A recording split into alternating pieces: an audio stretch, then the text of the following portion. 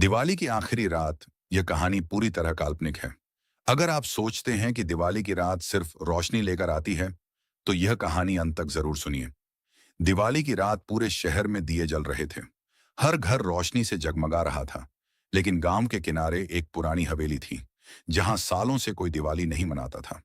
लोग कहते थे कि जो भी उस हवेली में दिवाली की रात एक दिया जलाता है, वह सुबह तक पहले जैसा नहीं रहता।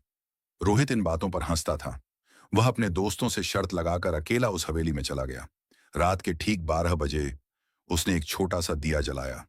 कुछ सेकंड तक सब शांत रहा। फिर हवेली के बंद कमरों से एक एक करके दिए अपने आप जलने लगे।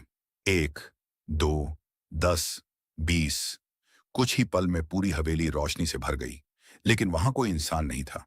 अचानक ऊपर की मंजिल से पायल की धीमी आवाज सुनाई दी। छन, छन, छन। रोहित ने मोबाइल की टॉर्च जलाई और सीढ़ियां चढ़ने लगा। जैसे ही वह ऊपर पहुंचा, उसे एक छोटी बच्ची दिखाई दी, जिसने हाथ में जलता हुआ दिया पकड़ा हुआ था। उसने मुस्कुराकर कहा, इतनी देर से आए, हम सब तुम्हारा इंतजार कर रहे थे। रोहित घबरा गया। उसने पूछा, तुम कौन हो?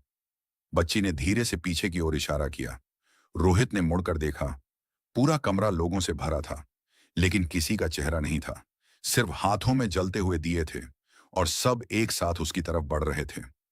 रोहित भागने लगा, लेकिन हवेली का मुख्य दरवाजा गायब हो चुका था। हर तरफ सिर्फ अंधेरा और सैकड़ों जलते हुए दिए। तभी उसके कान के पास एक आवाज आई, दिवाली की रात, एक दिया हमारे लिए भी जलाना पड़ता है। अगली सुबह गांव वाले हवेली पहुंचे। अंदर रोहित का मोबाइल पड़ा था। उसमें आखिरी वीडियो रिकॉर्ड हो रहा था। वीडियो में सिर्फ जलते हुए दिए दिखाई दे रहे थे, और आखिर में एक बच्ची की हंसी सुनाई देती है, अगली दिवाली फिर मिलेंगे। यह कहानी पूरी तरह काल्पनिक है और केवल मनोरंजन के लिए लिखी गई है।